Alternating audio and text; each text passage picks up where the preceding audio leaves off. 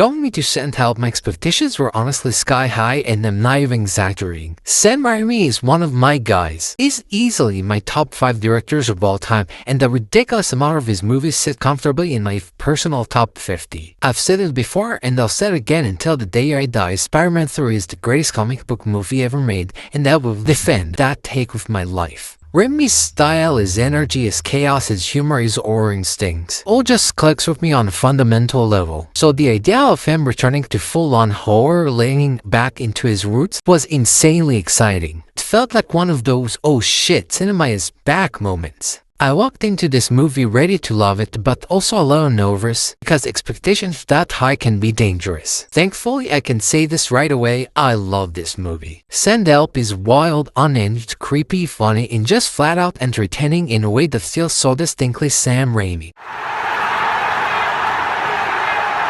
From the jump, the movie grabs you with its premise and never really lets go. It's one of those films where you immediately understand the setup, but you have no idea where it's going next. And that unpredictability is half the fun. Raimi leans hard into tension, then immediately undercuts it with dark humor, then swings right back into horror again. That push and pull is something he's always been incredible at, and it's on full-on display here. One of the biggest strengths of this movie is the cast. Everyone is fully committed, which is crucial for our movie this insane. If the actors weren't locked in, the whole thing would collapse under its own craziness, but they sell it completely. The acting is generally strong across the board, especially in moments where the movie asks them to balance between fear, desperation, and absurdity within the same scene. That tonal balance is hard to pull off, and they nail it. You believe these characters even when the situation spirals into full Raimi madness. On top of that, the two main leads are great.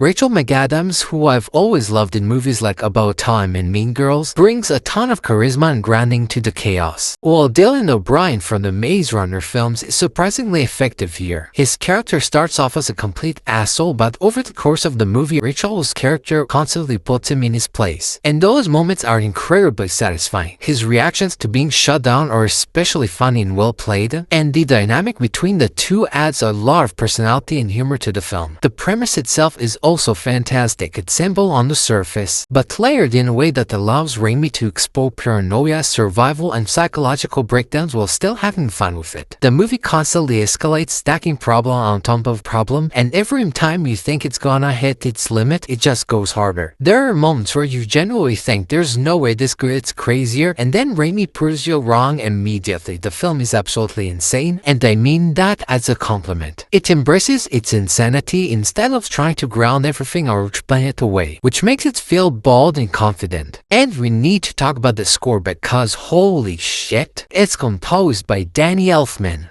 That's why he's the GOAT! The GOAT! That alone is reason enough to be excited. This is the guy who gave us iconic scores like Batman,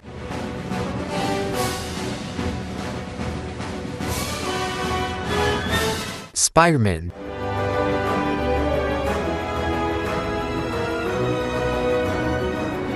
Beetlejuice,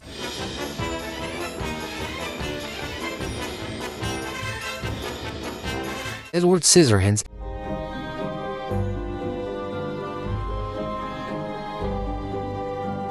and so much more. His music adds so much personality to the film. It's creepy, playful, overwhelming, and dramatic all at once. The score doesn't just sit in the background, it actively draws scenes forward and amplifies Raimi's signature style. Hearing Elfman and Raimi collaborating again feels like cinema history reconnecting, and it works beautifully. From a pure enjoyment standpoint, the movie is just a blast from start to finish. Even when it slows down slightly, you're still engaged because you're curious about what the hell is going to happen next. Raimi clearly had fun making this movie, and that energy is infectious. It doesn't feel safe, it doesn't feel sanitized, it feels like a filmmaker laying loose and reminding everyone why his style is so iconic. That said, the movie isn't perfect. There are moments where the pacing drags a bit, especially in the middle section. While I appreciate the build-up and tension, there are a few stretches where it feels like the movie is stalling just slightly before kicking back into gear. It's not enough to ruin the experience, but it is noticeable. Additionally, some of the effects meant to pop up in 3D